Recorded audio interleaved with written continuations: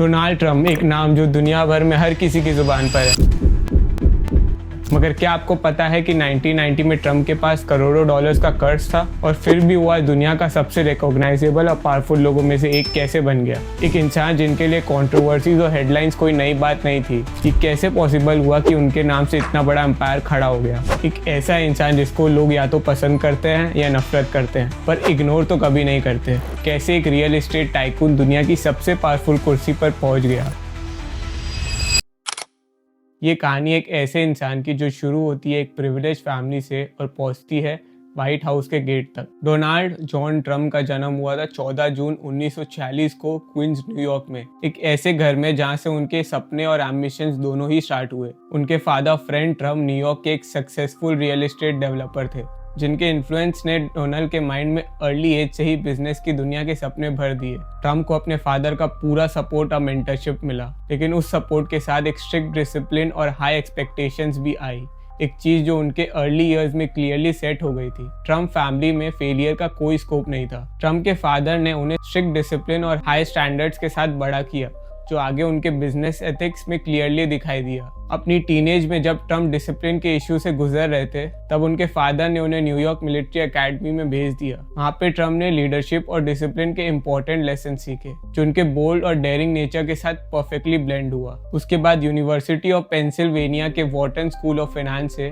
उन्होंने अपना graduation complete किया, जिसने उनके बिजनेस एम्बिशंस को और शेप दिया। यहाँ से उनके माइंड में न्यूयॉर्क की स्काईलाइन और अपनी पहचान बनाने का ख्वाब शुरू हुआ। और ये बात तो बिल्कुल पक्की थी कि वो सिर्फ अपने फादर के नक्शे कदम पर नहीं चलेंगे, बल्कि वो अपना एक अलग एम्पायर बनाएंगे, और वो एम्पायर न्यूयॉर्क ने कभी नहीं देखा होगा। ट्रम्प ने ऑफिशियली 1971 में अपने फादर की कंपनी ज्वाइन की और उसका नाम ट्रम्प ऑर्गेनाइजेशन कर दिया। उसके बाद से उन्होंने होटल्स, रिजॉर्ट्स, बिल्डिंग्स, कैसीनोज और गोल्फ कोर्सेज जैसे बड़े बड़े प्रोजेक्ट्स पर काम किया और अपने ब्रांड को फेमस बनाया। ट्रम्प के फादर का फोकस मिडिल क्लास हाउसिंग में लगा हुआ था, लेकिन ट्रम्प के पास कुछ और ही सोच थी। अर्ली 70s में उन्होंने मैनहट्टन में बड़े रियल एस्टेट प्रोजेक्ट्स पर काम करना शुरू किया और यहीं पर ट्रम्प टावर का आइडिया उनके दिमाग में सेट होने लगा। 1983 में उन्होंने एक बड़ा डील साइन किया और ट्रम्प टावर को 5th एवेन्यू पर खोला, जो एक नया माइलस्टोन था ट्रम्प ब्रांड के लिए। ये शुरुआत थी एक ऐसे बिजनेसमैन की जो न्यूयॉर्क के स्काईलाइन में अपना नाम परमानेंट करने वाला था। Over the next 2 decades Trump ने अपनी कंपनी को होटल्स, कैसीनोज, रिजॉर्ट्स और एक एयरलाइन तक एक्सपैंड किया,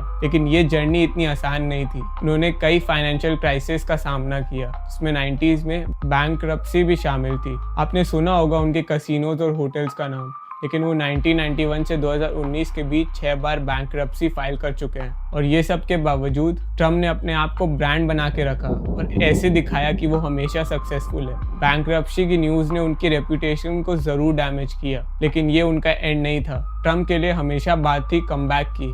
उनका एक फेमस कोट है, sometimes by losing a battle you find a new way to win the war. और जो चीज़ ट्रम्प की बिजनेस सक्सेस को और इंटरेस्टिंग बनाती है, वो है उनकी कंट्रोवर्सीज। उनके अगेंस्ट लॉसूट, बैंकरप्सी और कई कंट्रोवर्सी डील्स रही हैं, लेकिन ट्रम्प को कंट्रोवर्सी से कभी डर नहीं लगा। उनके लिए पब्लिसिटी चाहे पॉजिटिव हो या नेगेटिव, आखिर में पब्लिसिटी होती है। मीडिया के सामने ट्रम्प ने हमेशा अपने आप को एक विनर के रूप में प्रेजेंट किया और इसी अप्रोच ने उनकी कंट्रोवर्सीज को उनका एसेट बना दिया। ट्रम्प को एक चीज़ समझ में आई थी कि मीडिया कितना पावरफुल है। 2004 में उन्होंने द अप्रेंटिस शो में एंट्री की, जो उनकी रूथलेस बिजनेस पर्सनालिटी को पूरी दुनिया के सामने ले आया। एक रियलिटी शो जिसमें कंटेस्टेंट्स compete करते थे एक एग्जीक्यूटिव रोल के लिए। और ट्रम्प का एक iconic dialogue, "you are fired", ऐसे वायरल हुआ कि अब वो एक ग्लोबल कैच फ्रेज बन गया है। You're fired. You're fired. You're fired. You're fired. Businessman Trump से ज़्यादा अब वो एक मीडिया पर्सनालिटी बन गए थे, जो अमेरिकन पॉप कल्चर का एक हिस्सा थे।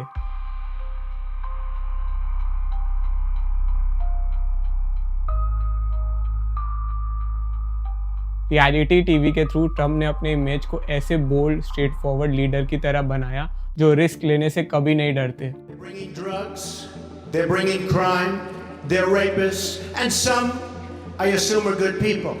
He's not a war hero. He's a war hero. He's a war hero. 5.5 years. He's a war hero because he was captured.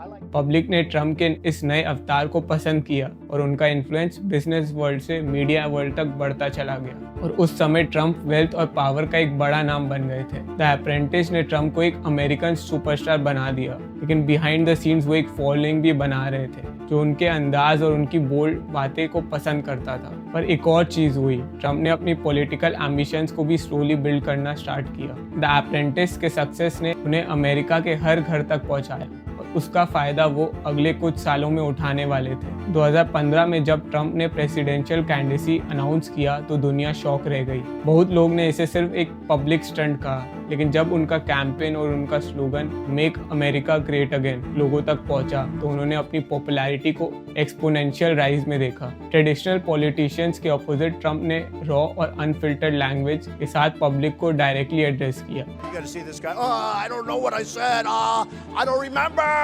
I want surveillance. और शायद इसीलिए उनकी पॉपुलैरिटी बढ़ते गई क्योंकि लोग ट्रेडिशनल पॉलिटिक्स से थक चुके थे। He's been my candidate from day one because he's not a politician. It's kind of like Britain. We're sick of him. पर फिर हुआ एक ट्विस्ट जो किसी ने एक्सपेक्ट नहीं किया था। 2016 का यूएस प्रेसिडेंशियल इलेक्शन का रिजल्ट। ट्रम्प ने हिलेरी क्लिंटन को हरा दिया और यहाँ पर एक सवाल उठा, एक रियल एस्टेट बिजनेसमैन जो रियलिटी टीवी में भी था, उसका पॉलिटिक्स में क्या काम। ट्रम्प का 2016 का विक्ट्री शायद हिस्ट्री में सबसे सरप्राइजिंग और कंट्रोवर्शियल मोमेंट था। एक इंसान जिसके पास कोई पॉलिटिकल एक्सपीरियंस नहीं, उसने वॉशिंगटन के इनसाइडर्स को हरा दिया। ट्रम्प का ये इलेक्शन कैंपेन उन्होंने अपने यूनिक स्टाइल में चलाया जो पहले किसी ने नहीं देखा होगा, दैट इज बोल्ड, रॉ और कंट्रोवर्शियल। उनके प्रेसिडेंशियल पॉलिसीज जैसे इमिग्रेशन बैन, टैक्स कट्स और यूएस चाइना ट्रेड वॉर ने काफी क्रिटिसिज्म भी फेस किया, पर ट्रम्प ने अपने अनअपोलोजेटिक स्टाइल में इस सबका जवाब दिया। कुछ लोगों के लिए ट्रम्प एक हीरो है जो रियल अमेरिका को रिप्रेजेंट करता है, जबकि कुछ लोग उनको एक थ्रेट मानते हैं डेमोक्रेसी के लिए। वो अमेरिका के पहले प्रेसिडेंट बने जो 2 बार इम्पीच्ड हुए, यानी उनकी प्रेसिडेंसी के दौरान उन पे ऑफिशियल एक्विजिशंस लगाए गए, यूक्रेन स्कैंडल के चलते और दूसरी बार कैपिटल हिल राइट के बाद। ये इंसिडेंट्स ने ट्रम्प के इमेज को और कंट्रोवर्शियल बना दिया और दुनिया भर में अमेरिका की डेमोक्रेसी और स्टेबिलिटी पर भी क्वेश्चन उठने लगे। 2020 के प्रेसिडेंशियल इलेक्शन के बाद ट्रम्प अपने नेक्स्ट चैप्टर में एंटर हुए, लेकिन कंट्रोवर्सीज ने उनका साथ नहीं छोड़ा। 2021 में कैपिटल हिल राइट का ब्लेम ट्रम्प पर आया और उनके ऊपर मल्टीपल इन्वेस्टिगेशन और लीगल केसेस शुरू हुए। पोस्ट प्रेसिडेंसी में भी ट्रम्प लगातार न्यूज हेडलाइंस में बने रहे। आपने नोटिस किया होगा कि ट्रम्प के करियर का एक पैटर्न है, हर बार जब लोग सोचते हैं कि उनका टाइम खत्म हो गया है, वो एक नया कमबैक करते हैं। 2024 के इलेक्शन में ट्रम्प ने कमला हैरिस को हराया, एक ऐसे इलेक्शन में जिसमें वोटर टर्नआउट हिस्टोरिकल हाइट्स पर था। ट्रम्प ने अपने एग्रेसिव कैंपेन स्टाइल और बोल्ड प्रोमिसेस के साथ एक बार फिर अपने सपोर्टर्स का दिल जीता, पर हर बार की तरह इस बार भी चीजें इतनी आसान नहीं थी। इवन डोनाल्ड ट्रम्प पर कई सारे असैसिनेशन अटेम्प्ट भी किए गए। 13 जुलाई 2024 को एक ऐसा डेट जो डोनाल्ड ट्रम्प की लाइफ और यूएस पॉलिटिक्स दोनों के लिए अनफॉरगेटेबल बन गई। पेंसिल्वेनिया के बटलर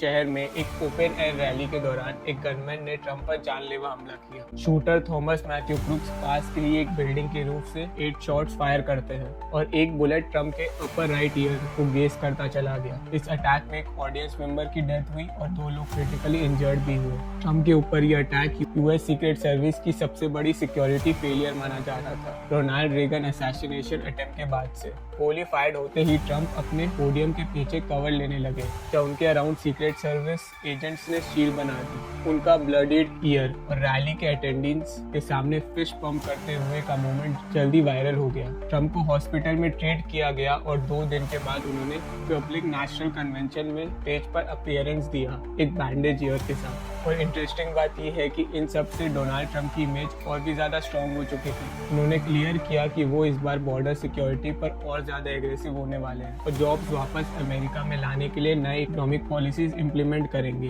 लेकिन जो चीज ट्रम्प को अलग बनाती है वो उनका बिना माफी मांगे अपने पॉलिटिकल एडवर्सरीज के खिलाफ खड़े रहने का एटीट्यूड। डोनाल्ड ट्रम्प ने अपने पॉलिटिकल जर्नी में हर बार एक नया चैप्टर लिखा है। 2024 की विक्ट्री ने उनकी लेगेसीज को और भी कॉम्प्लेक्स और पावरफुल बना दिया है। एक तरफ उनके सपोर्टर्स है जो उनको अमेरिका का सेवियर मानते हैं और दूसरी तरफ उनके ओपोजर्स है जो उन्हें डेमोक्रेसी के लिए थ्रेट समझते हैं। लेकिन एक बात तो क्लियर है, ट्रम्प सिर्फ एक नाम नहीं, एक मूवमेंट बन चुके हैं और जब उनकी प्रेसिडेंसी का एक नया चैप्टर शुरू हो चुका है और अब ये सोचना जरूरी है कि क्या ट्रम्प का कमबैक अमेरिका के लिए एक नई शुरुआत होगी या हमें कुछ और देखने को मिलेगा। आपकी आपकी क्या राय है हमें कमेंट बॉक्स में ज़रूर बताइएगा। और अगर वीडियो पसंद आया तो लाइक और सब्सक्राइब ज़रूर करिएगा। मिलते हैं अगले वीडियो में। बहुत बहुत शुक्रिया।